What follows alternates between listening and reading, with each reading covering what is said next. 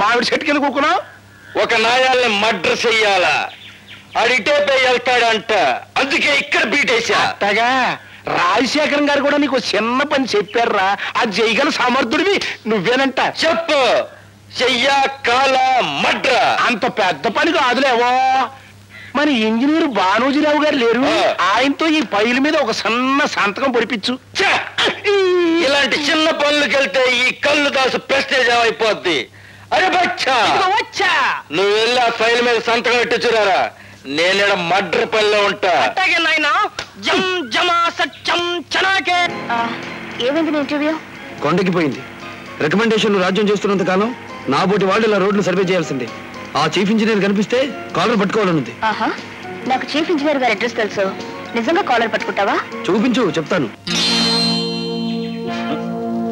ఏమిటి దౌర్జన్యం?